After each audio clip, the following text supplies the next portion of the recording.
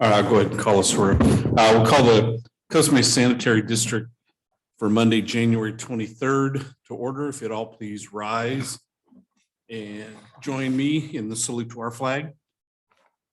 I pledge allegiance to the flag of the United States of America and to the republic for which it stands, one nation, under God, indivisible, with liberty and justice for all. Vice President Schaefer isn't here this evening. Director Uten, would you like to say a few beneficial words? I was hoping you'd call me and then I was trying to think of something. Okay, God grant me the serenity to accept the things I cannot change, the courage to change the things I can, and the wisdom to know the difference. Amen. Okay. Thanks, Bob. Madam Clerk, the roll call, please. Director Brett Eccles, Here. Vice Secretary Robert Uten, Here. Secretary Arthur Perry, Here. Vice President Arlene Schaefer, President Michael Schaefer. Here, Vice President Schaefer texted me earlier this evening to let me know she's still infirm. It won't be, I wasn't sure she'd be on Zoom, but she's not feeling well, so. Okay. Any late communications, No, Mr. President. any public, or excuse me, ceremonial matters, Scott? All right, public comments. This is a time and place set aside for anyone in the audience who would like to speak on a matter that's not on our agenda this evening. And each speaker would have 4 minutes. Anyone from the public wishing to speak?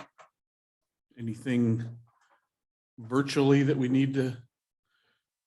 Okay, moving right along, we'll go to the consent calendar. Anyone wish to pull any item from the consent calendar? Mr. President? Yes, sir. I'd just like a question on item number 9 when it's appropriate. Want to pull it for, I just had a question, so. then we'll pull item 9 for discussion. I'll move for approval of the existing other nine. Thank you. Did I get a second? Yes, second. All those in favor? Aye. Opposed? Motion carries 4-0 with 1 absence. Item 9, Brett. Yeah, quick question. So the report wasn't completed in time for this, but why would it be on our consent calendar with nothing to essentially receive and file? I put it on the consent calendar just so I kind of avoid any questions that where is the staff report? So I just want to make it clear to the board and to the public that there is nothing to report on this item because we just didn't have time to get that information to the board. We'll present it the next meeting. But there were contracts, but it'll just carry over to February. Right. Okay, all right, I'm good with that then. Thanks. Looks like your attempt didn't work. I'll move for I caught something, yeah. approval of number 9. I'll second it. Motion a second, discussion. All those in favor? Aye. Opposed? That motion also carries 4-0 with 1 absence. Then no public hearings this evening. Let's go to item E. Item number 1, Scott. Yes, thank you, Mr. President. So in accordance with the State Water Regional Control Board's general waste discharge requirement, every 2 years, water agencies have to perform a self-audit of their sewer system management plan. Now, according to the order, that means you can do the audit internally, but we have always taken the position, how can you review your plan objectively? So we thought it was always best practices to hire an outside consultants, have different set of eyes to look at the SSMP and then let us know if we're in compliance and make any kind of recommendations to the plan. So it's been last time we did it was we did the audit was in 2020. So 2022 was the next time we were supposed to do our audit. We solicited RFPs in the fall. We did receive 2 proposals, and we eventually awarded the agreement to EEC Environmental, who has performed audits on our SSPs in the past. So tonight I have Jim Kolk. He is going to give you the findings of our SSMP. The good news is that we just had 1 minor non-conformance that's easily corrected. They also had some recommendations in there that we will definitely believe it's good recommendations. So after Mr. Kolk's presentations and answering any questions from the board, the next step is we'll come back with an implementation plan on those recommendations. So I'll turn it over to you. Okay. Jim, it's all yours, bud.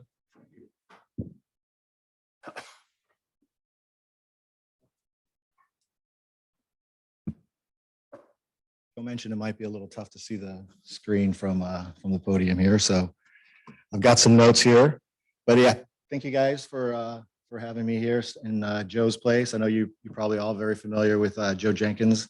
You're a lot better looking than Joe. You just let him Know that? know we said that. But I am involved with these SSMP audits that we do for EEC, and I've been involved with your audits in years past, including this one. So it's not completely foreign to me. I have, working, Joe does the majority of the work for sure, but we do work together on it. We've done multiple SSMP audits for you folks, as well as other Southern California and other agencies in California. There's a list there. We don't really need to go through it. But we continue to do these audits, and each audit we do helps inform the next audit we do. So all the experience we have here is really helping you guys out when we do your audit. For those of you not familiar with it, as Scott Carroll just mentioned here, the audit is done every 2 years. Now that's actually changing. The WDR has been updated, and this will be changing to every 3 years. We need to wait to see for you guys when that will actually be. It might unfortunately be 2 years for the next one. It'll be 2025. 2025, okay. All right. So, and then subsequent to that, it'll be every 3 years. So you get a little bit of a break in here. Every 2 years is kind of a lot, especially for an agency like you guys who kind of have things dialed in and have been doing a good job and staying on top of these things.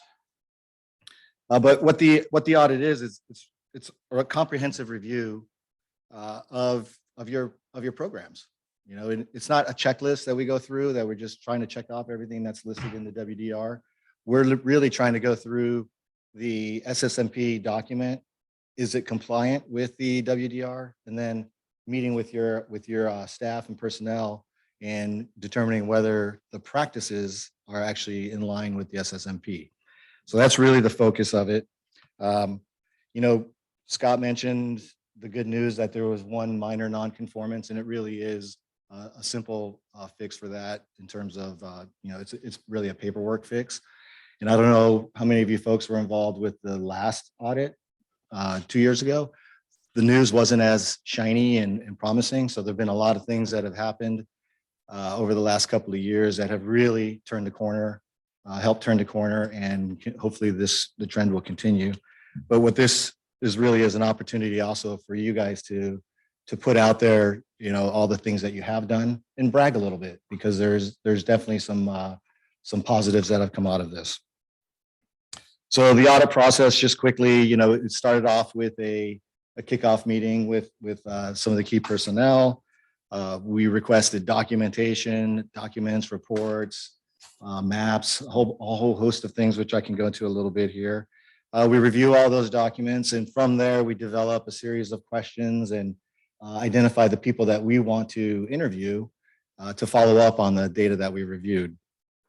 And the culmination of that is a report where we're identifying, again, nonconformances with the WDR. And we categorize those as major and minor nonconformances. Major nonconformances being things that if the state were to audit, you likely would be, it would be identified as a violation. And then the minor, possibly it would be, but unless the state was really digging their heels in deep, likely would not be a significant issue. With those nonconformances would be corrective actions that are needed to resolve them. And then beyond that is recommendations. And these recommendations are simply that, recommendation. There's no obligation for you to take those and implement them. But historically, the district has been good about taking those and using them to enhance their program. The data, type of data we are looking for, obviously the SSO data, cleaning histories, what CIP work is being done, what other type of maintenance activities, fog control program, pump station maintenance is a significant endeavor for the district, and training. And again, we take all of these, we kind of mash through them and try to identify, how do we verify this? Who should we speak to to verify, that this training was done, or what documents are demonstrating that the training really is being performed. And a lot of it comes from the interviews, from the responses that we get on the interviews. You can tell. If somebody's been training on something or it's just a paperwork activity.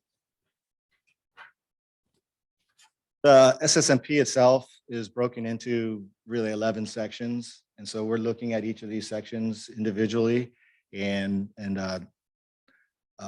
we spend a little bit more time on the operation side, because that's really where you kind of have the meat, operations and CIP and FOG program. And we spend a little bit less time, on the kind of the early bullets and the later bullets, because those again are a lot of more paperwork and documentation related. So talking about the staff, obviously the key players here in the district's operations. So we spoke with Scott, Mark, Steve, Caitlin. Did I see Caitlin is online? Joel and Tony. And in years past, we've spoken with some of the other personnel, but this is who we selected this year. And when you get down to it, the WDR is all about overflows, SSOs, and what is being done to prevent them, and how are you doing at preventing them. So if we look at this historical chart here, a few years back, there were some issues, and that's what I mentioned, the last audit and the last presentation we did here, it ended there at that peak. So, that was not a very rosy picture there. Thankfully, the trend has quickly turned and returned back to kind of the norm. So I think we'll look back on that particular audit and see that or that particular year and see that as a bit of an aberration. But I want to point out one thing on that graph, that even in the most obvious worst year of SSOs that we've had here at the district, that 3.6 SSOs per 100 miles. Right now, the state average is 3.4, but the average in 2020 was 3.8. So even with that, we were still below the state average. But obviously now we're in a much more comfortable position, lower than that. Jim, do you want questions as we go along, or do you want to wait till the end? I'm not sure. However you guys want to do it, I'm fine with it Yeah. either way. Can we look at that last one again? Thank you. So obviously, if you start looking around, that peak happened obviously during the pandemic. Is it fair to say that with more people staying home, with not a lot of people out, I would think that private flows, homeowner flows, and whatever, would be greater during that time than they would be without the pandemic. Is there any contributing factor is there any way of knowing that? Yeah, I can answer. It's a good assumption, but what we experienced that year, we had a lot of breakdowns on our cleaning units, not due to it was just unforeseen breakdowns. It wasn't due for not proper maintenance. They were just some breakdowns, and we actually had our attorney get involved. Because of that, we got behind in our cleaning. So what we learned from that lesson is that if our units are going to be down for a long period of time, then we're going to either rent one or we're going to hire a contractor to get out there to clean, so we don't get behind. So we learned from this, and it was an unfortunate lesson, but that was the primary causes of our units were breaking down. I think as a society, we tend to focus, or we have focused on, it must have been the pandemic. Everything happened because of the pandemic. I just wondered if that was. No, it's a good assumption, but that's not the case. No. Okay. Is the state average always been around that 3.4? Oh, no, it was way, way higher than that. So in general, the state average is dropping down, as people implement their programs. The state has a really good database system where the state is divided in regions, right? And we're in Region 8, which is primarily most of Orange County, Riverside County, and San Bernardino County. There's parts of South Orange County that's part of Region 9, which is down in San Diego. But they'll tell you of all the SSOs in the regions. And the region that has the most SSOs is Region 2 up in the Bay Area. Primarily, you can correct me if I'm wrong, Jim, primarily because they have combined sewer systems there. And so when they have rains like they did recently, Mhm. all that water goes into the sewers, and you can imagine they have backups. So they have big problems up there. Do you see there's big difference? Region 8 does pretty well compared to all the other regions. I mean, just overall that, when you look at that chart, my assumption or my thought is we're doing pretty darn good when that line's way down there below 1. And I think that's a testimony to what we're doing, our crews are doing. Bob? Well, I think we also ought to probably put on the Santa Ana region numbers, which Santa Ana region was one that implemented the WDRs in 2002. And then the state adopted them in 2005. So we're quite a bit ahead of most of the state. But I think, Jim, do you know what the Santa Ana region number is? It's one point something. I can answer that too. In fact, we can talk about that later on item number 7 in your performance measurement programs. That is the benchmark that we compare to is Region 8. And in there, in your performance measurement report on item number 7, you'll see what Region 8's SSOs were, and we are below Region 8 this year. I think we're below them last year too as well, but it wasn't by much. Like I said, Region 8 does very well compared to other regions, but we are below Region 8. Yeah, because I think that's a better comparable than the state, because the state is X number of years behind. The implementation for the state was 3 years behind the local implementation. Anyway, Yeah, this is a general comparison here, this to the state average.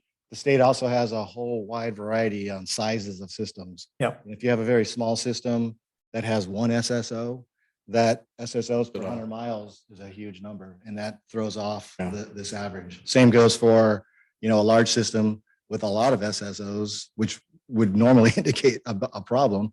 It shows up as a very small number. So yeah, you got to take it, for what it is. But the state average is, the sort of the first benchmark. It's much better to be comparing yourselves and holding yourselves to a more of a regional. And if you really want to get into it, you'd compare to agencies similar in size. Thank you. So that the last slide that we were just talking about really speaks to the number, the quantity of events. This one speaks more to the size of those events. And what this shows is that in that same period, 2019, 2020, the SSOs were bigger. There were a couple of big SSOs that were not able to be captured completely. And so, again, some of the things Scott talked about in response to the increase in quantities, there's contingency plans that have been put in place, additional lift station contingencies that have been put into place to address this. And you can see, obviously you've had fewer SSOs in those last few years, but even the ones you are having are being caught quickly and addressed quickly.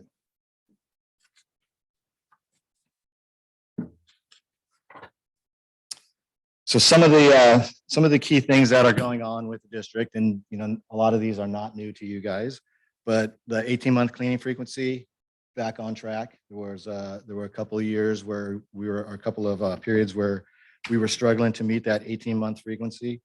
Scott just touched on why they're able to hit those now.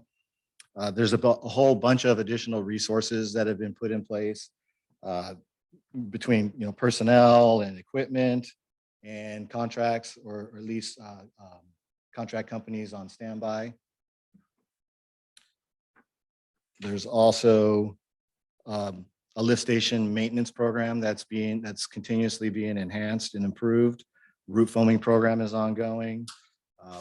Equipment and spare parts readily available and known where they are and who has them and how many we have.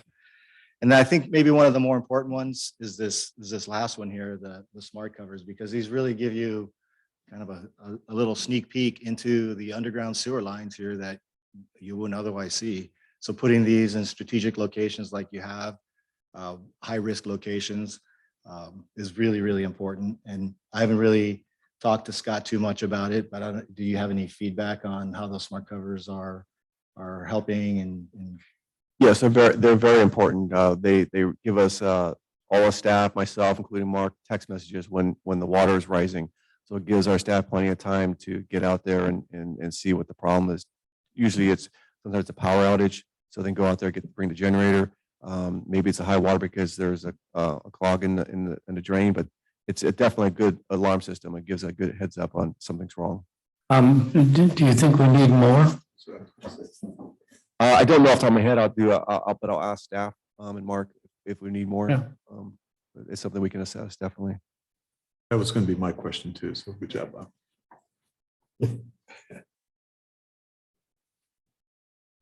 Let's see, I mentioned the response plans and contingency plans in place, staff training again and resources. The master plan was completed in 2021 and the outcome of that was no hydraulic deficiencies. There were plenty of other deficiencies identified. And including a lot of the lift station work that's going on currently, has been going on and continues to moving forward. The structural 5 defects have been addressed in the last several years. And now we're moving on to the structural 4s. So yeah, of the 5s, the 311 segments and 17 laterals, that's a lot of work. That's a lot of planning, a lot of effort to complete those. And I commend the district on taking such a proactive approach on it and not waiting for them to become a problem before they're addressed. Ductile iron pipe is an ongoing, not just for you guys, but for lots of folks. The enhanced maintenance locations, formerly hotspots, but those have been continually dropping. The rate on those disappearing is lower, of course, because there's fewer of them to deal with. A lot of them now they're just not cost effective to continue to find ways to get rid of. You're gonna clean them more frequently, and that's just the way it has to be. Some of those I imagine have the smart covers because of the risk of those of not being able to address them completely. Your CIP program continues to stay funded and moving and progressing and moving forward.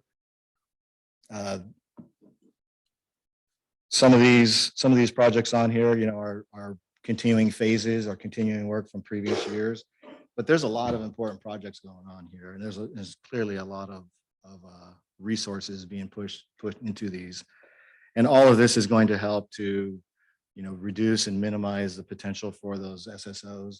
And the lift stations are really at risk for having the big SSOs, so those are important to have in here.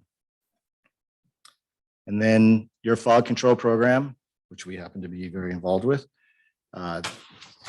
Again, there were a number of a pretty sharp increase in SSOs in general, and some of those were also fog related SSOs. So over the last several years, the program has sort of shifted. It had gone from a outreach and education focus to let's make sure everybody's maintaining their interceptors properly. One of the fallouts from COVID was the grease interceptor maintenance, where restaurants were closing, so they weren't maintaining, they weren't discharging either, but they were, when they did come in and do any type of work, now they've got interceptors with a lot of old grease stuck in it that's had a chance to solidify, and that is a contributing factor. So the fog program inspections shifted back again to outreach and education, and that's reflected in those numbers on the BMPs or best management practices. That's where we're spending time with the restaurant personnel reviewing the best practices. You still require grease removal devices. You're still working with the city building departments to make sure grease interceptors are being addressed for new facilities or facilities that are changing owners and operations. And as I mentioned before, continuing to look for opportunities and ways to mitigate known fog hotspot or enhanced maintenance locations. And then I believe the OCC receiving station, recycling station is back open. So that's also good news for some of your residential folks. So Again, the non-conformance is really a paperwork issue, and this is simply, you've got a whole host of different contractors that you're using. The document, the SSMP document simply needs to be updated to reflect that. It's a simple modification. Losing, sorry, Jim. Yeah, in losing or discontinuing with CR drains have anything to do with this? We didn't update our plan to reflect the change in our standby policy. We no longer use CRNR drains for that services. Recommended enhancements. Now a lot of these, again, a lot of good work and impressive work has happened over the last few years. These recommendations are really to kind of take it to the next level. One of those is the storm drain system mapping. You do have storm drain maps available to your field crews. They're not super easy for them to use. They're not very sharp and clear for them.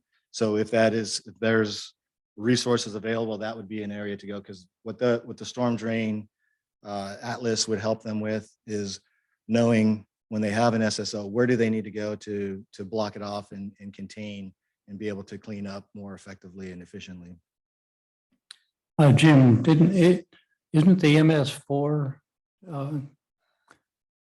the local MS, I'm not sure I'm even saying it right. The local MS4 things required pretty extensive mitigation of flows in the storm drains, or what, can you help? Well, yeah, so MS4 programs, they have to have their systems mapped.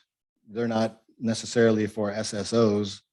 That where you guys would use it is when you do have a sewer overflow, what storm drains are going to be impacted. Are those available electronically for staff?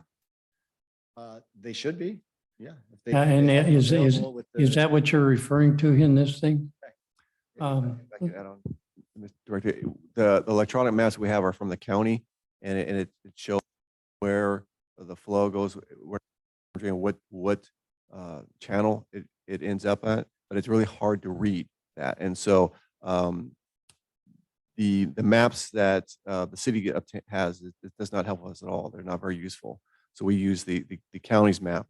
And what Jim was saying is correct. Mark's pretty much the only person that really understands when it goes in the storm drain, where does it end up? And so what we're planning on doing, you'll see in the proposed budget, is to hire a firm to take those maps that we have from the county and develop more user-friendly maps where they will show where the manholes are located, and it shows where exactly, if it goes in this manhole, where does the wastewater end up at, which surface water does it end up in? So then they can know which manhole they can go to capture it before it reaches that water surface. The current maps we have now, it's just very, very difficult to read. Yeah, well, yeah, it was a local regional board policy to implement the MS4s, but they haven't apparently followed through to make them user-friendly. The city of Costa Mesa has a storm drain master plan, and I think Mark and I have talked about that. And that basically tells where flooding occurs, 6 inches, 12 inches above the storm drain. And that relates to the I&I potential. But anyway, I'm sure Mark's on top of that. Back to Bob's question, would the city maps help you at all? No, they won't. They're not useful to us at all. And that's part of the reason what they submitted, Yeah. the regulators accepted rather than making them do it right. Mark has a question. Yeah, I just wanted to add to that. The city of Costa Mesa is updating their storm drain mappage, and some of their engineers will be sending me a link to their updated maps. It'll be draft. I'm not supposed to share it with anybody, but I am interested to see how they upgrade their maps. But I'm hoping that helps us and clear up, I guess I'll say, where things are. The biggest complaint I have is they don't show manhole locations. None of them do so far. With the study that we're going to do, will that show the manhole locations?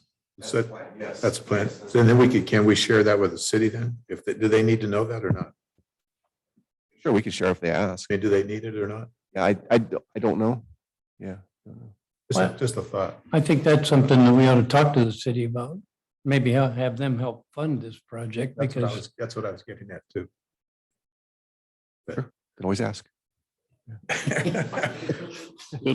Bring it up Friday. Good luck. I don't know, they probably would. All right. Identify additional training opportunities for primarily for field staff. Wherever we can identify training opportunities that help them advance, professionally and technically, obviously that's good and positive. But if it also is relating to the WDR and SSO prevention and mitigation, then, that's a double whammy there for you. So I know that they do a lot of the CWEA events and training, and those are definitely fall in line here. We'll talk a little bit about maybe some other training opportunities that may be useful.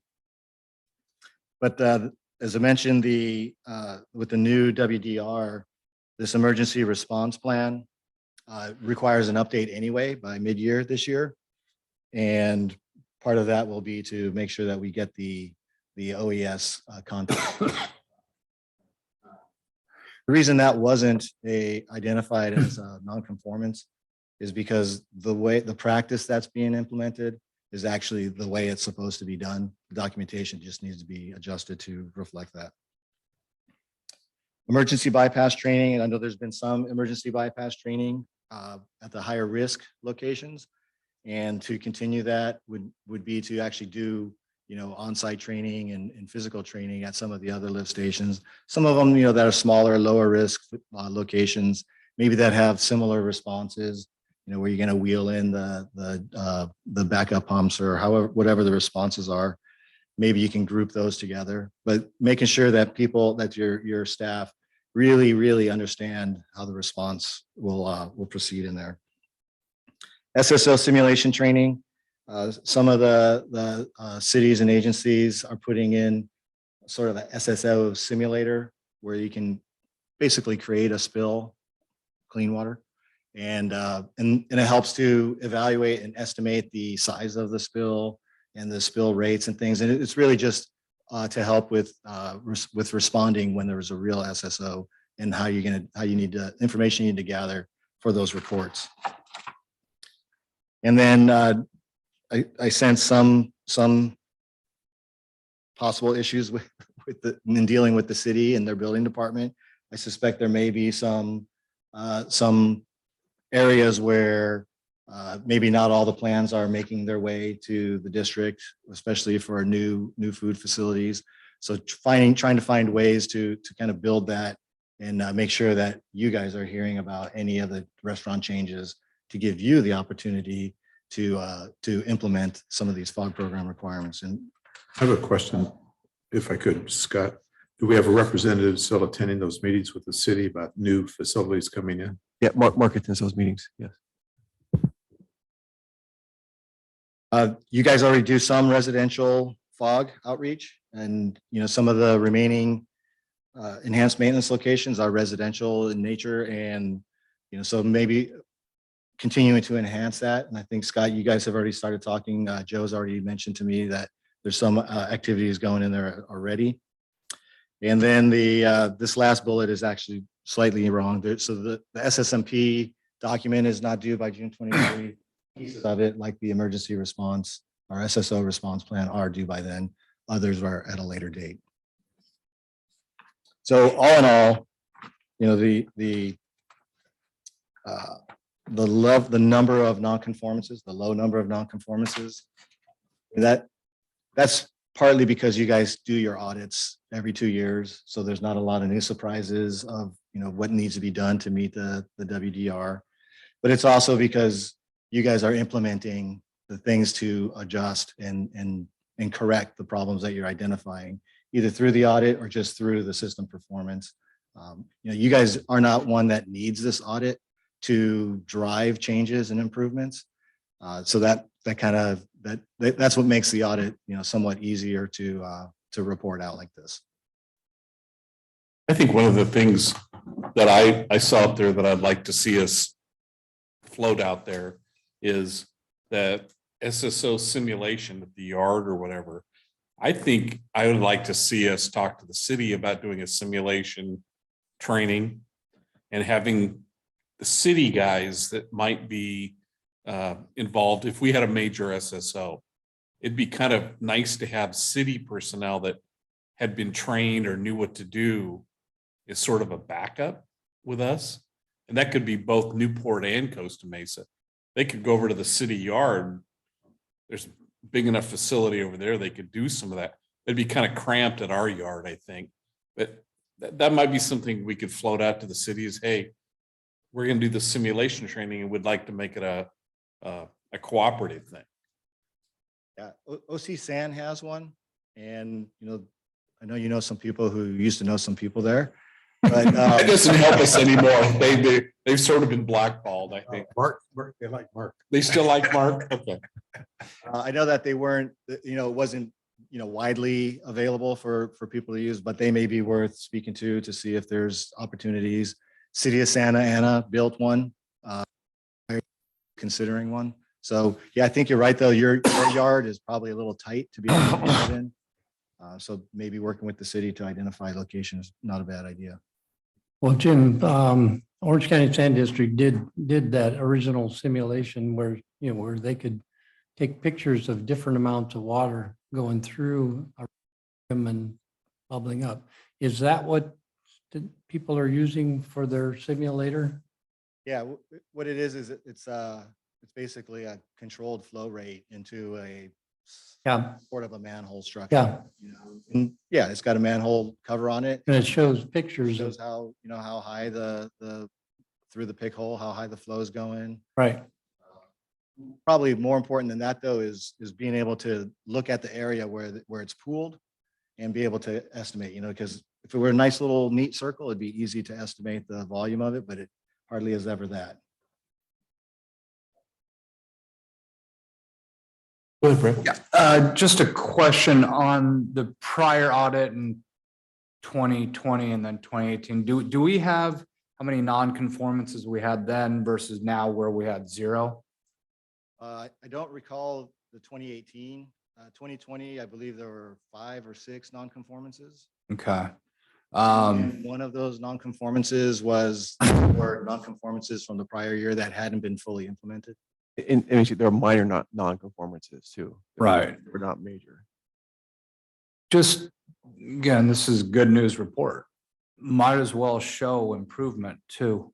So if we get those numbers some point, be interesting to see that. I mean, we see the SSOs, which is the most important thing, but just to maybe see how we did the last several audits since we're doing it. One last question, Jim.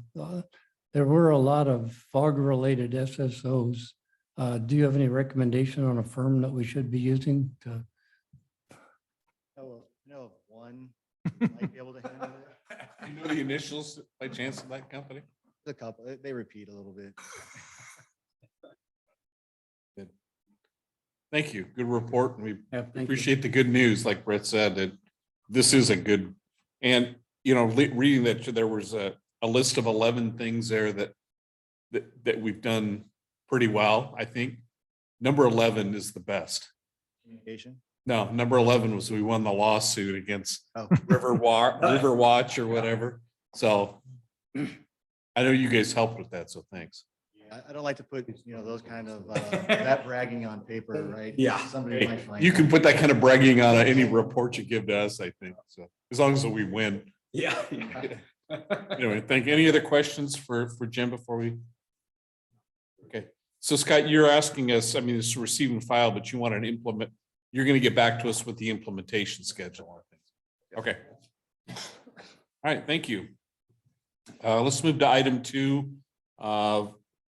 First Amendment to the 2018 agreement with CR&R Incorporated, and Thank you, Mr. President. Yes. oh, Alan, make sure what you told me earlier we do. Do we need to do that now? Okay. Yes. So Sabila. maybe Guzman will be giving his report. Good afternoon, President Schaefer and members of the board. Before you is the final version of the First Amendment to CRNR's agreement. Over the last 3 months, staff has presented to the board various versions of the amendment and implemented edits as requested. The district solid waste collection program must be modified in order to comply with SB 1383. Per SB 1383, the residential solid waste collection program must include a 3-cart source separated system. So 1 cart for trash, 1 cart for recycling, and 1 cart for organics recycling. In addition to the 3-cart system, the staff report lists other key features in the amendment. Also included in the staff report is a 5-year projection of what it will cost the district to implement SB 1383. The costs are broken down into 5 categories. The first one is CRNR. Staff envisions will implement the 3-cart system October 1st, 2024. So the new rates to cover these costs would need to go into 1st, 2020. For CRNR, there is an occupancy cost, trash, recycling, and organics. For professional services, staff is suggesting we continue our partnership with Michael Ballier Consulting as he assist staff with state reporting, as well as making sure that all parts of SB 1383 are implemented. For SB 1383 mailing and miscellaneous, that is the budget we use for sending letters to residents. So when waste audits are completed and if their community is over 10%, we would use this budget for postage to mail those letters. Solid waste employees, as presented by the general manager on November 8th, there would be a reorganization of the solid waste department, hiring a full-time code enforcement officer and a full-time office specialist. For education and outreach, staff is also suggesting that we continue our partnership with Tri-Peppy Smith. The first 2 years, the cost is significant as we would need to roll out education about the new 3-cart system, how to correctly use the carts.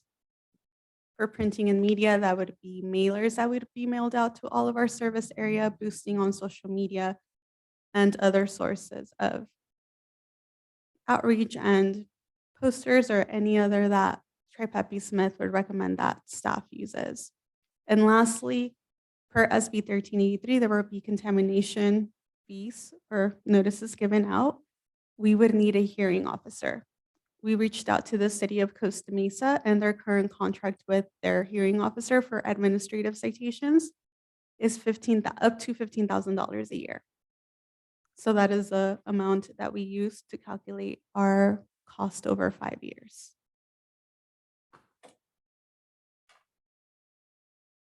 The board had requested information on the solid waste reserve and if that number would need to change with SB 1383. The policy states that the district shall maintain a reserve for working capital equal to 30% of its operating budget. As the rates increase, revenue will also increase. Believes that keeping it at 13% is sufficient. If the board decides to increase this percentage, it would generate additional investment income. The board also requested the number of accounts paying for additional carts. There are approximately 3,119 additional carts in our service area. And then lastly, the directors also requested to know how diversion data is calculated. To calculate the rate, we have to take the total tonnage collected divided by the total tonnage recycled at CRNR SMRF or AD facility. Last fiscal year, our diversion rate was 60.56%. And currently this fiscal year, not including December, that tonnage was not available. It is 61.30. This does not include the OCC Recycling Center. That concludes my report. I am happy to answer any questions. Two questions. What's that amount at OCC now? Do you know? We have not seen reports from the OCC Recycling Center since February 2020. One other question. What were the 3 new positions that you were asking for? A full-time code enforcement officer, full-time office specialist, and a promotion And to the one- management analyst too. One that you presented earlier, right? When you say full-time code enforcement, are you talking about elevating our current part-time to full-time, right? Okay, Would that be just for 1383 or other duties? All duty related to solid waste issues. Yeah. we're just not doing it enough right now. Or we're not. We believe comply. when implementing 13.3, his role is going to expand. So it'd be prudent to make it a full time. So he will still be doing the other services like scavenging and Yeah. trash carts in public view. But now it's an additional task with SB 13.3. But he's not going to be the one going around checking the trash cans, what's in it. He can. I mean, that is an option. We can have him do that. I mean, and there might be circumstances where he will. But no, primarily it will be CR&R. This is kind of an interesting side. For the last week, I guess, the local news stations have been really pumping, like scare tactics almost but it was to residents of LA, because 1383 went into effect the 13th. But there was something on the news about it really being implemented. So, but what they keep saying is 1383 means you now have to compost. Of course, it's the media trying to portray some scare thing, but it was all the city of LA is now going to have to, everyone's going to have to use composting. And we know that they use, AD for some of their stuff. So there's a lot of misinformation. Your question? Or are you just scratching? No, I have a question. I have Go. a comment. Go. Nabila, put that slide back up. Please. Thank you. If we divide those annual costs by the occupancy report, that would give us the fee that we need to charge the public. That would be one way, but I would leave that to financial experts that can better determine what a possible rate would be. Good call. Well, do we have any of them in the room? Bob, you just Prop volunteered. 13 is a little more complicated than that, but generally your yardstick thought is probably a good one. Okay. I have a question. Are you finished, Bob? Yeah. When you figured these amounts, did you figure in the approval of Measure K in Costa Mesa? I did not. I only applied CPI over the years to each of those costs, but I did not take into account Measure K. I think our total population is going to increase from what I estimate with the passage of Measure K. I believe in a previous Maybe. staff report, we calculated there will not be that many ADU, and Costa Mesa is pretty built out, so we don't expect more than maybe a 2% increase in occupancy. We presented that back in November. I think we were projecting, I'm just thinking that it could increase it more. could, but we think I don't think the it'll city be went on the high end, and we don't think it's going to be as high as they expect. It's I gonna be, agree. based on what we're seeing right now. Well, it hasn't gone into effect really, Yeah. but it's something that we need to. Yeah, we'll have to definitely keep an eye on it, definitely. It's likely to be major multi and single family homes. I believe. Absolutely. Yep. That's absolutely correct, I think. Alan, do you want to talk about the environmental part of it before we? But move on? real quick. Oh, I'm Mr. sorry. Sasko, I'm sorry. I just, we've got the screen here. So, Nabila, just a question, and I read on the CRR&R projected costs over those 5 years. Like year one was like 7% increase, then 1.5 and then 5 and 5. I understood the 5 and 5 because of maybe a projected CPI increase. Where did the 7 and then the 1.5 come from? That first year, we would implement a 3-cart program July or October 1st. So July, August, and September would be with our current rates. October through June, it would be with this modified. So that increased us. I think that's what captured the higher percentage. The change. 7, but then the next year dropped to 1.5. That is because we will have a recycling, trash, and organics rate, and the recycling rate will be $14.14. So because of the change in the way tonnage is calculated. And we had to divide the number of tonnages, which how much we'll projecting will be recycling in the recycling cart versus in the trash cart. Got it. Okay, well, I'm not the financial expert in the room, so thank you. One more. Go.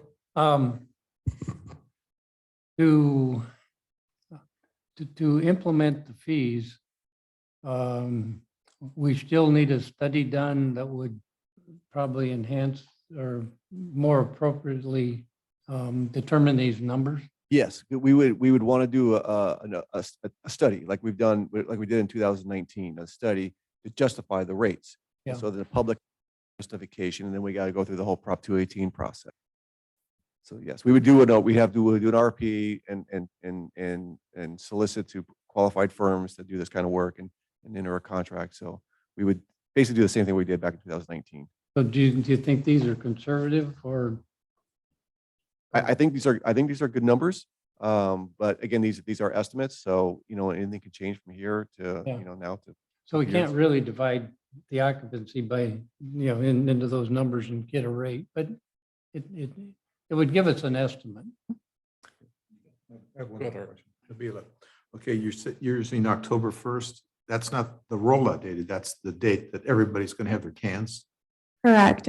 Speaking with staff, we still haven't spoken with CRNR. We were thinking October 1st, 2024. It'll be about a month before that we'll start rolling out the carts, the recycling cart for all the homes and then organics cart for all the currently exempt homes. So October 1st, first service day. I was just thinking that we had thought about summer, beginning of the summer and not October, but I might be wrong.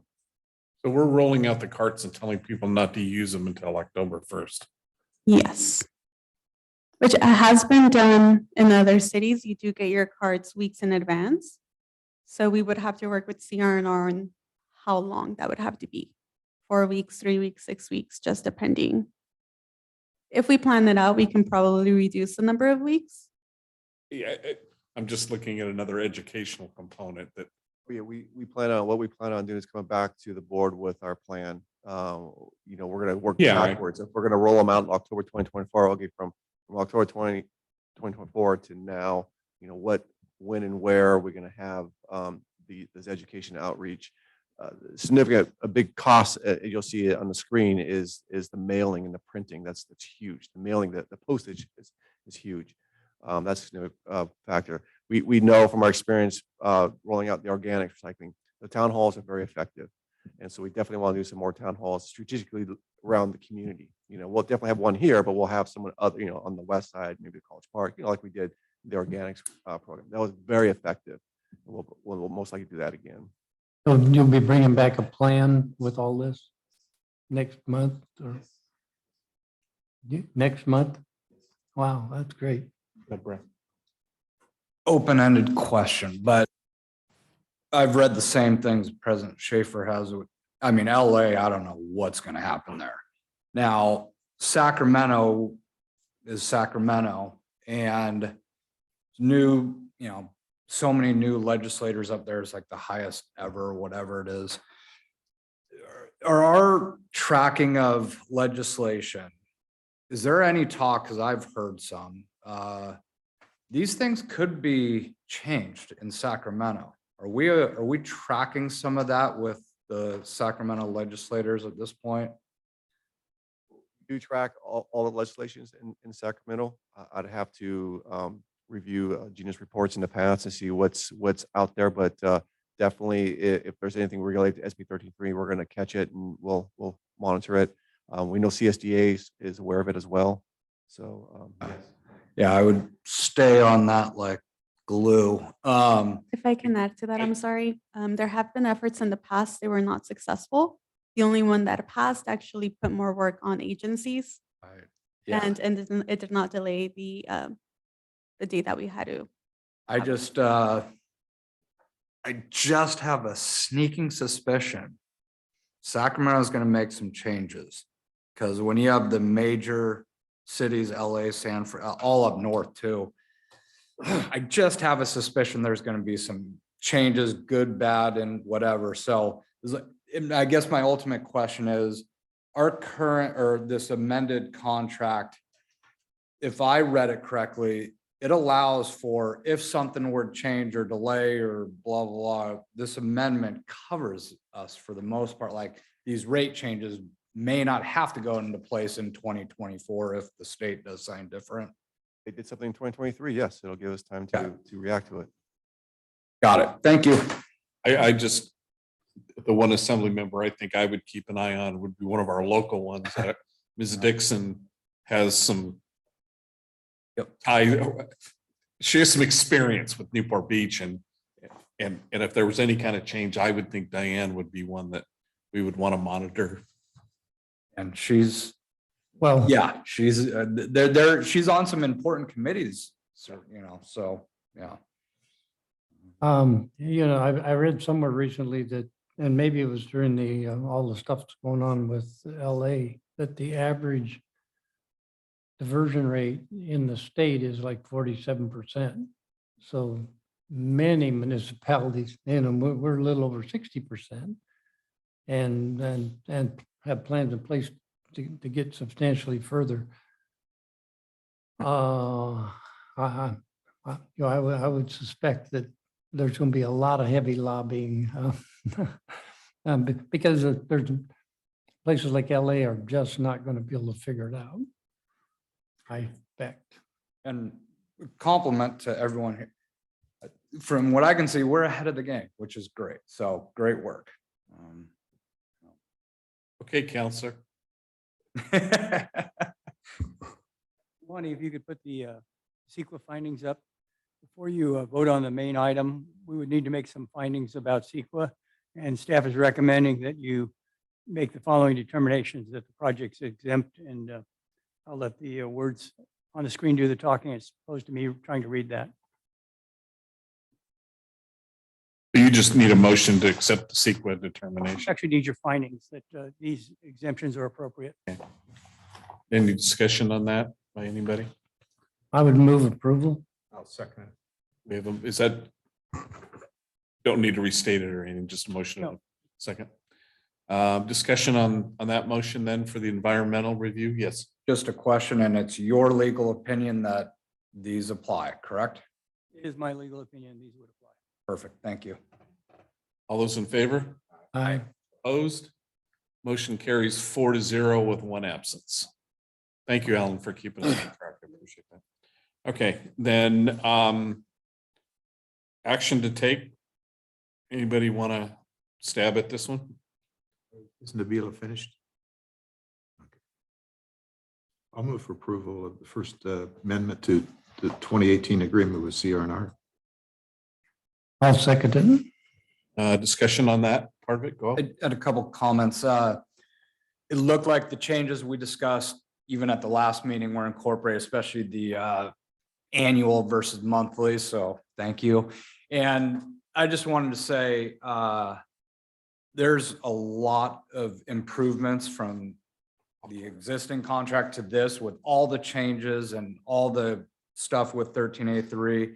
But this is an improved agreement, in my opinion, for everyone involved, realistically. And I want to thank Nabila and all the staff and everyone involved in CRR-NAR for hammering out a deal that is, at the end of the day, I think a great agreement for all of our ratepayers in our district. So I know these things are sometimes long and painful, and from what I can see up here, at least was hopefully not too painful. It was long, but it was well worth it. Some of the best points we've discussed over the months. So I'm happy and proud to support the motion. Yeah, just to echo that, it has been a long process, but I think what's been indicated is we've had a lot of hard work on this side and we've had a lot of hard work on that side, and none of it's been too acrimonious. I mean, there really is a level of cooperation between both partners that I think a lot of public agencies could learn from. So thank you guys for all chipping in and doing what really is in the best interest of our ratepayers. I don't want to be on Channel 5 saying Costa Mesa screwed up. I mean, like LA. I mean, we never will. So yeah, I really echo that. Congratulations to everybody. There are a number of agencies that have begun the implementation of the rates. Have you heard of any locally or LA that give you a guesstimate of cost? I haven't heard anything at this point. I think you said Irvine increased theirs like $4, didn't they, just recently? Yeah, the most recent one. Many cities are staggered. Some have been doing a partial increase, maybe, half the cost one year, the remaining cost the second year. But City of Irvine last month just approved a $4.32 increase to start their organics program. And then they're looking at truing up the numbers because again, this is a guessing game as Director Eccles was asking. Right now at this point, it's estimates. And so come September of 2023, they'll relook at the numbers and true them up if need be.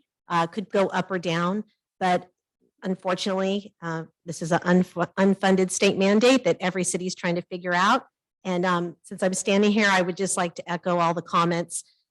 In my 30+ years in this business, I will say that this has been, although it took time, there was a lot to discuss, but it has been a pleasure working with staff.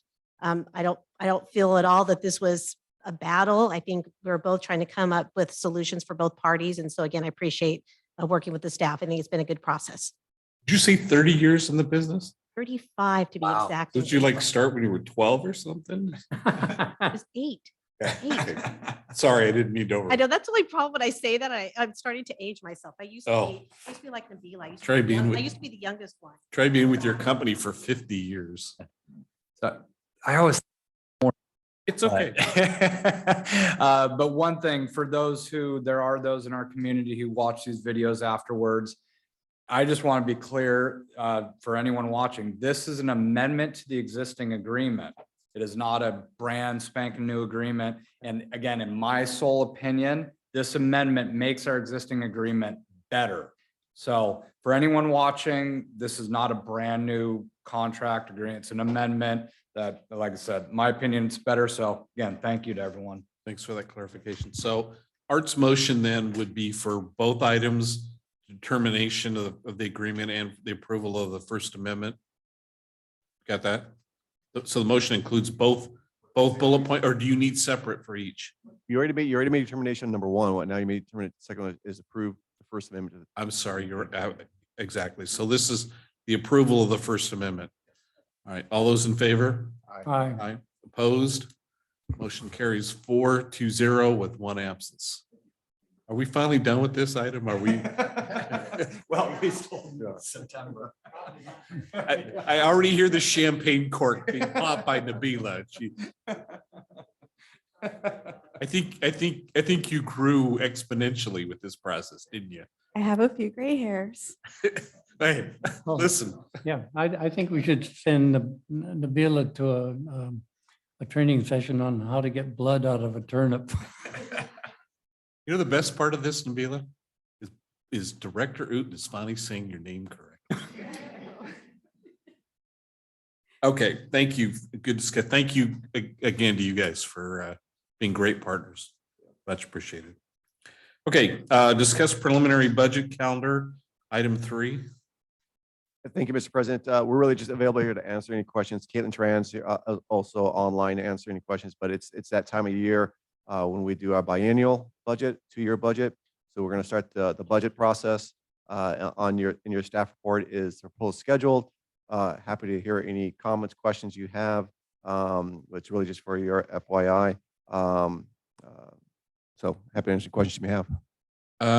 The one question I had, there it is.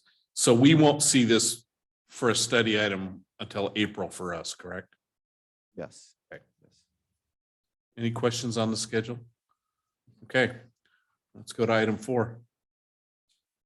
Yes. Again, thank you, Mr. President. Again, Caitlin Tran is available to answer any questions, but I'll just start off on this one. And as you know, every year, local government agencies have to create an act financial report that we have to submit to the state. And the ACFR describes what the public agency spent that fiscal year. The budget is a planning document, But if you actually want to see what the government spent, what your government Agencies. spent, you go to the ACFR. The problem with these ACFRs, especially in the cities, like if you ever look at the city of Costa Mesa ACFR, I mean, they're just hundreds of pages of finance numbers. And if you're not in the finance, you don't do this every day, it's very difficult to understand and read, what your agency spent. So the PAFR, the Popular Annual Financial Report, takes all that information, condenses it to like a dozen pages using graphs and bar charts. So anyone can understand what you spent on that fiscal year. And I'm pleased to report that our wonderful finance team has put together another outstanding document, our PAFR, which we did receive another award that led us to be a Triple Crown winner of GFOA, which is one of the few agencies in the United States to achieve that. But this is in your staff report is the PAFR for the year ending of June 30th, 2022. So happy to answer any questions you have. But again, I want to thank Caitlin and her staff for doing an outstanding job of creating this document. Caitlin, if you're there, thank you for your hard work, you and your staff. I'm here. Good out. Questions? I every year when we do this, you say every time that more agencies don't do this. Why didn't the state? I mean, this should be mandated from every agency, Well, my philosophy, if you really want to talk transparency, this is one of the easiest ways to do that, right? This is really being transparent on what you spent, and it's easy to read, right? So it boggles me too why more agencies don't do it, but we're going to be the leaders and continue doing these. Continue doing efforts. I think it's great for the community. Okay, further questions for Scott or staff? No, I think it's a very good job. It's very interesting to read. A lot of good information. Will make us all more experts in financial matters like you guys were talking earlier. Okay. Item 5, contribution to the Estancia High School baseball boosters. I'm going to step out because I'm still an employee at Estancia. Fine, thanks. Thanks. I know what you guys are doing. Okay. As a former Eagle baseball player myself, Scott, you want to do this? I'm going to actually, thank you, Mr. President. I'm going to turn this over to Gina Turiano. She's going to do this report. Great. Gina. Yes, thank you. Good evening, members of the board. So we did receive a contribution request from Estancia High School baseball boosters in the amount of $400. It's for a large 7x12 outfield banner. And it's been a while since we've received a contribution request. So just a refresher, our process is that the requesters must fill out a contribution application and explain how the requested contribution will benefit the district. And so it has to benefit us by serving one of our statutory powers, including promoting recycling or preventing SSOs. And so in this case, staff is recommending that the board approve the contribution and that we use the banner to promote the recycling of food waste. You can see up on the screen that we have some sample artwork for the banner. And in light of SB 1383, we believe it's important to continue the goal of educating our residents about properly using the organics cart to recycle food. So you can see we have the image there, very simple and direct messaging to recycle at home. And we have our logo and website at the very bottom. And so we do have sufficient funds in the solid waste budget to cover the sponsorship of $400. And if you do wish to approve it, we ask that the board make a finding that the sponsorship meets our statutory purpose of recycling through the promotion of our organics program. I'm available to answer any questions you may have. Not a question, but a comment. But well, I do have the first question is we're at the $400 level because we're a returning sponsor. Yes. So we have sponsored, I believe, the past at least 2 years. Right. And I'm sure our sponsorship had a lot to do with the fact that the Estancia baseball program was the state champions last year. Yeah. Okay. And the alumni game is this Saturday. And no, I'm not playing. They didn't ask me to suit up this year for some reason. You could be the backstop. I could be the bat boy. I'm not even going to answer your comment. Wow. Discussion on the contribution. Anybody? Go ahead. Yeah, a couple things. So, and this is in their outfield. It's the typical outfield banner, right? That Yes. companies may sponsor and blah, blah, blah. So I think it's a good deal. Another organization I'm a part of handles a lot of these things, so I'm pretty familiar with it. Has Mesa or even Harbor applied for these sorts of things in the past? No, we don't typically receive requests from them. Hmm. I think we used to do Costa Mesa High School years back, Oh, but really? we haven't gotten a request in a while. Yeah, Huh. same thing. We get it. Estancia has been even with football and baseball, and I don't know if their basketball program asks us or not. I don't think so.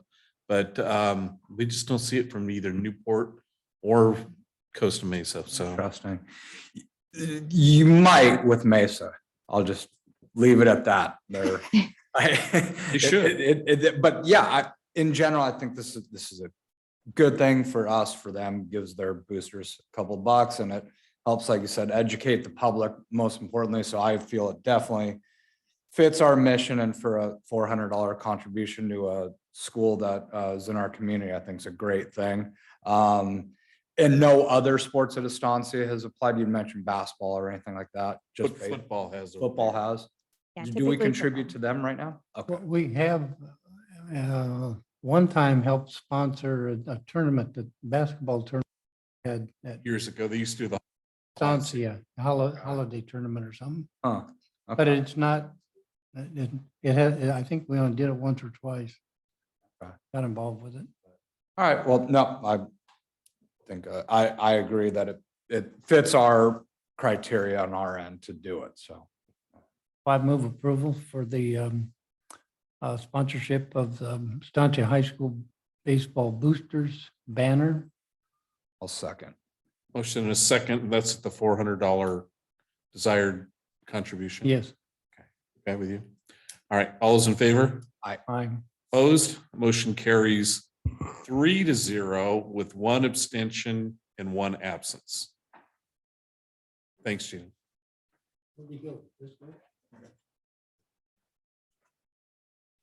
Okay, we are at item number 6 then. Thank you, Mr. President. It's my pleasure and honor to present to you our 2022 year in review document. And this is a document we present to the public and the board every year, showcasing the accomplishments of our wonderful staff, what our wonderful staff achieve every year. And I say this all the time, and I don't mean to be like a broken record, but I'm always astonished at what we achieve with the amount of staff that we have. I mean, it's incredible what we achieve, and it's my honor, and I'm very proud to work with such professional and dedicated employees. Some of the accomplishments that we achieved in 2022, just a list that's on your staff report. As you know, we had 2 brand new events. We had the shredding composting giveaway event. We had the Eco Expo, hugely successful, which this year we recycled and diverted 13,500 tons of solid waste materials. We completed several capital improvement projects, total worth almost $4 million, and we got millions of dollars of CIP projects underway as we speak. We had only one sewer spill. We responded to public records requests with documents. That's really the caveat, with documents within 4 days. The Public Records Request Act says you can have up to 10 days just to respond, but we respond with the documents in 4 days, which is amazing. Staff developed and implemented an employee wellness program, which we have fun exercises to enhance wellness, and we're really focusing on mental health, which is really important to me. As I mentioned earlier, we're a Triple Crown winner on our for financial excellence in budgeting and financial reporting, and we issued 280 sewer permits. And those were just some of the accomplishments. I hope you had an opportunity to review the entire document. It was put together by our Employee of the Year, Angela Kalunga. She put that together, so I want to give a big shout out and thank you to her for doing such a wonderful job and putting it all together. She did a lot of work coordinating with all departments, getting all the information, and did a really good job with that document. So again, happy to answer any questions you may have. It's just really a file and review, and again, very pleased with this report. So. Got a question. Yes. Did you make copies of that? I didn't print that out because there's a lot of pages. We are printing copies. We try not to print a whole lot of copies because, No, try It's to, so big. yeah. But I would like a copy if Sure. if you have an extra. I keep one in my office, so I'd love to have one as well. The question I had is when I was going through not the awards, but I didn't see you mention your two exchange folks? It's mentioned in there. Yeah, it's there. I don't know what page it is. I saw it. I've seen it. Is that the city managers, International City Managers Association? No. Yeah, partnerships, you're right, it's under partnerships. Yeah, there, so it's, Is that what that is? yeah, ICMA South. I didn't recognize the title, so I wasn't sure. Yeah. I think that's a terrific program and we should make sure it's there they are. I don't know who does your photography, but they're great, Gina. Caitlin does some too. Caitlin, Gina, Nalani, yeah, great. One thing I think we should focus on are it's shown in several places here, both graphically and monetarily. And that is the continuing reduction in tonnage or organic and mixed waste trash collection. And I think that we ought to highlight that. I think a lot of it is due to people converting their yards to zero-scape. I as I walked the precincts this year, I was amazed. I've walked them probably 5 years in a row. Each year, there's a substantial improvement in either the carpets or people taking a portion of their yards out of and dedicating them to zero-scape. So, and then it's reflected in several ways. In a report later, it shows that our county net to hauler rate versus the Costa Mesa Sanitary District rate, we are we're not in that mid-range anymore. We're below the county rate. And anything we can do to assist in that regard, highlighting what this means to people. I think we ought to do it in the newsletter and our website because those behaviors are beginning to change pretty rapidly. And the importance to us is, it not only saves a lot of organic waste, but it saves us a lot of cost. Okay, good job. All right, receive and file the annual performance measurement report and item 7.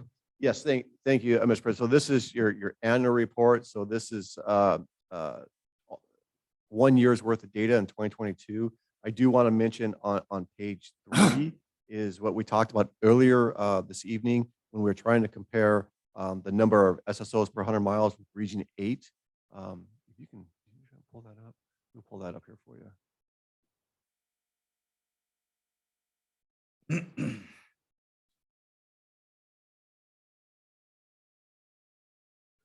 So as you see right there, in this calendar year, we had 1 sewer spill that was equivalent to 0.45 per 100 miles. And then on the outcome, you see 2022, the 0.67, that's Region 8. And you can see in 2021, we also did a better job than Region 8. And then 2020 was the bad year. That's when we had all those SSO. So we do compare us, and you can also see the trend in the past years as well. So yes, that's good news. We're on the right track of fewer SSOs than Region 8, and so just wanted to share that with you and happy to answer any questions you may have. Why is our EMOD still so high? That's a good question. I just got an email from SDRMA that our 2020. Let's see. We've had no reportable injuries for 3 years. It's right, but it's every 2 years, right? And so it's behind. So I just got an email this evening. Our 23-24 EMOD's coming out. I should find out. I should have that by tomorrow. I'm hoping that number is down. Yeah, it should be. Can you just drop me a note? Sure. I'll let the entire board know. I have some connections at SDRMA. I'm not trying to be flippant, but we've got a pretty good record. And I know we were high that 1 year the guy fell off the truck, I think, but we're past that. We should be getting some relief on our EMOD. I'm hoping we did. Yeah, I appreciate that. Okay, any other questions on item 7? Let's move to item 8. Thank you, Mr. President. This is your quarterly report on your plan. The one big difference in this report is that you'll see we did combine some objectives and goals, and in the attachment is the strike through where you can see that where those changes are made. But this is just our quarterly report we present to the board to keep the board and the public aware that we're still progressing to achieving the goals outlined in this plan.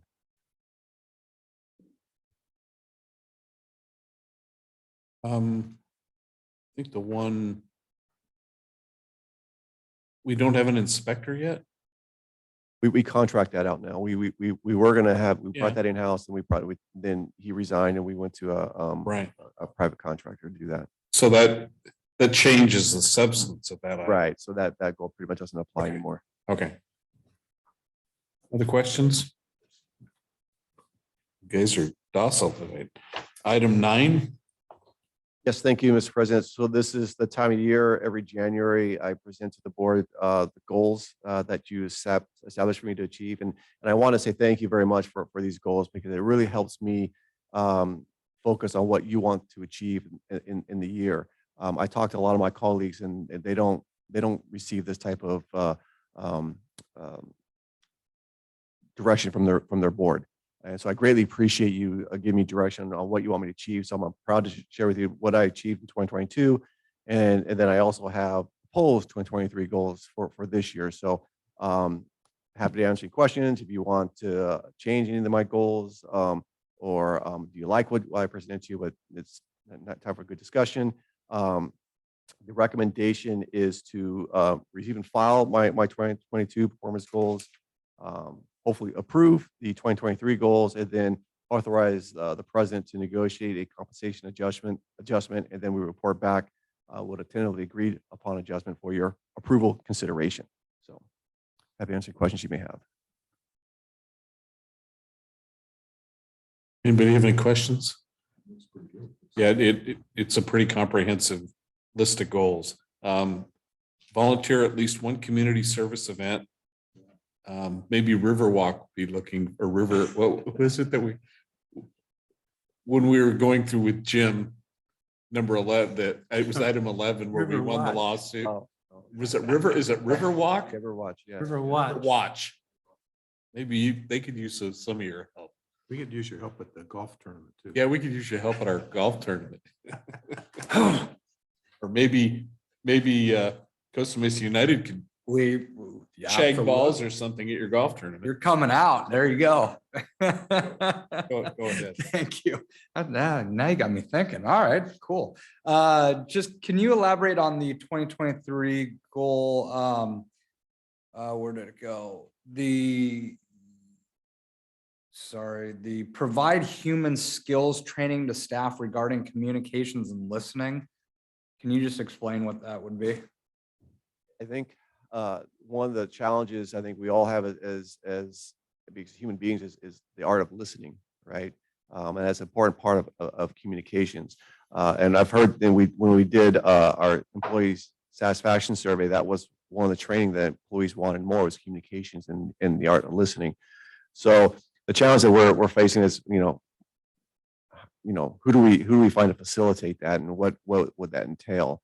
So it's really, it ties into communication skills. It ties into the importance of really just, listening and not reacting to anyone. Just to sit down, take it in, make eye contact, take it in and what they're saying. Don't react, and comprehend what they're saying, then react.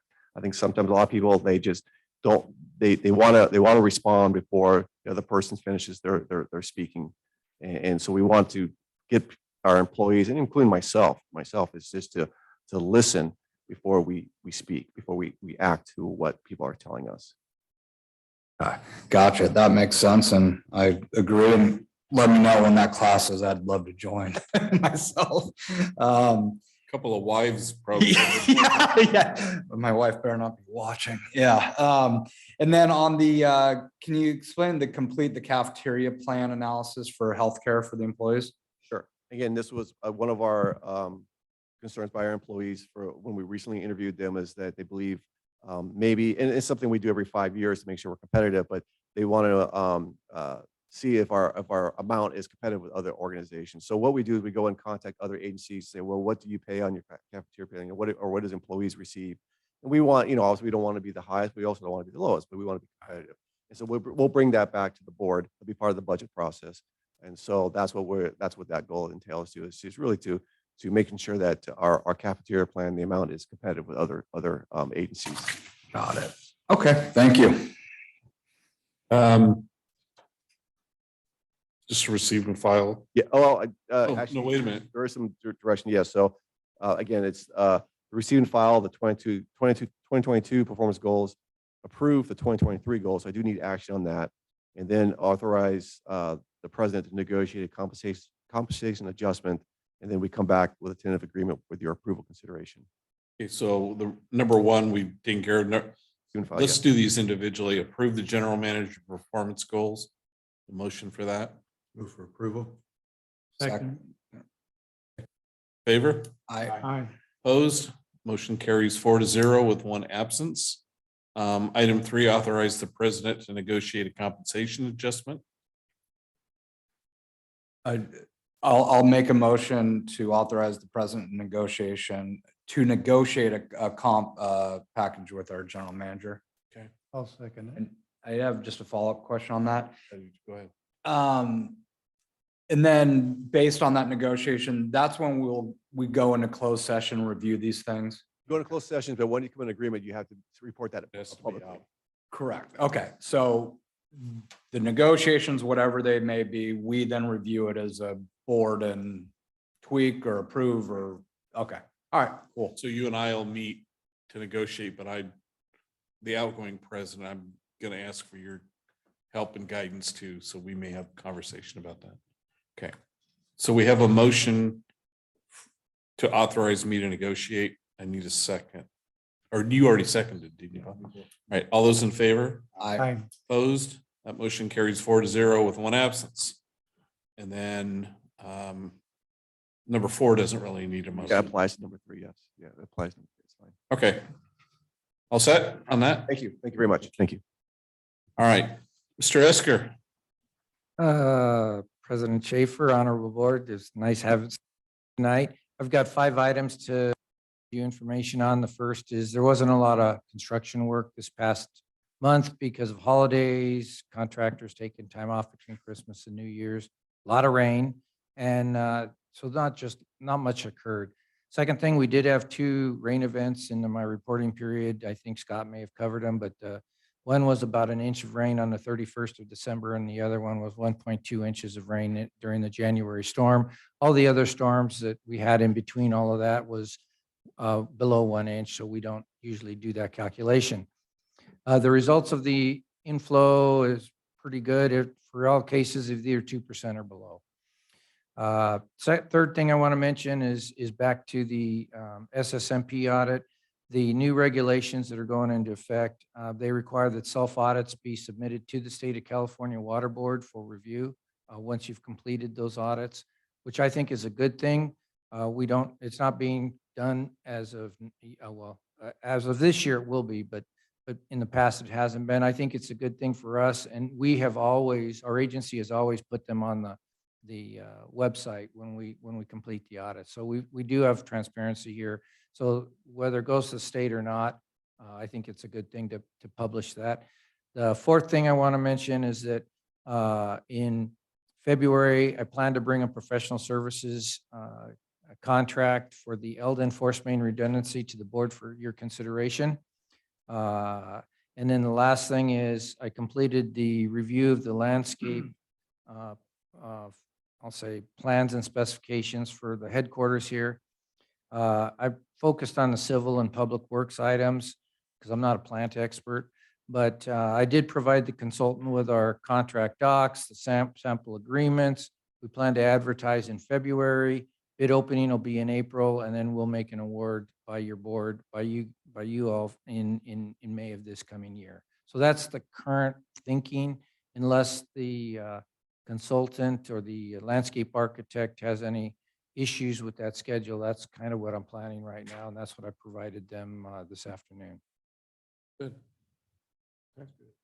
Any questions? Over historically, we've had some issues with heavy rain with the fairgrounds. You have any feel for any I out or any issues with the rain from the fairgrounds? Yes, I guess I'm happy to say the work that the district staff has done prior to my coming here, by the way, with the fairgrounds and the fair staff has, I guess, resulted in very positive results. I've specifically, one of the items that we look at is the Mendoza Pump Station. In the last couple of rainfalls, actually 3 back to over a year ago now, the I for that Mendoza station is, I'll say, on one of the lowest of all the stations that we monitor.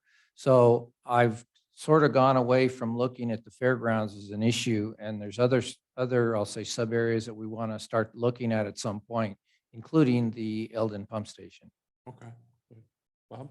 Well, as a result of that, the Orange County Sand District had done a model that they were going to need a separate sewer in Fairview, Fairview Road for miles. And as a result of, they agreed that as a result of what we did with the fairgrounds in I reduction, they're not going to need that $11 million project. So, Good.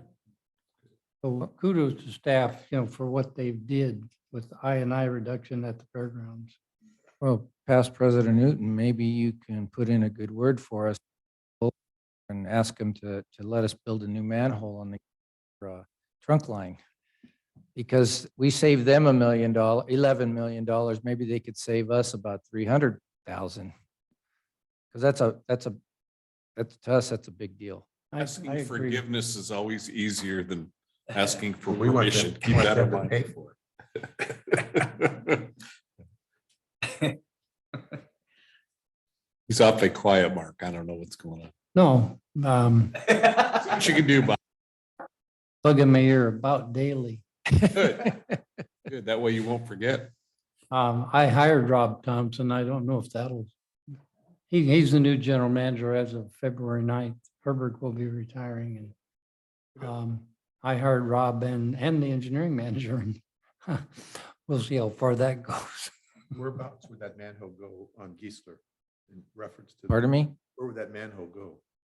Well, if OC Sanitation approves a new manhole, go in the golf course area, there's a current box that there's I guess I'll say a golf course service gate off of Geisler.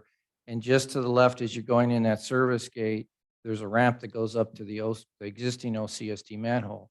Well, the flow goes from that ramp or that OCSD box across the river. So we want to go upstream of that, 10 feet, 20 feet, whatever is required, and build a new manhole just next to that box. So it'll be in that area of the box. It's a concrete structure. Is that on the course you do? No, it's that? not, of course, it's on Geisler. No, it's actually in golf course property. OC Sanitation has an easement. I think it's a 20-foot easement. We would have to dovetail and acquire our own easement. So there's a whole process associated with that. But before we start going down that path, I'd really like to get OC Sanitation's blessing to move forward with this concept. So, Yeah, because I'm there almost every day, so I'm just kind of curious where it's going to be inside the golf course. yeah. Well, there's an existing concrete structure you can probably. Yeah, I know exactly what you're talking Yeah, about now. but just upstream of that. Yeah, that existing That structure with a is golf- on golf course property within their fence line, actually. Anything else, sir? No. Thank you. Good report. Thank you. Mr. Davis is not with us this evening. Okay. Counselor, anything to?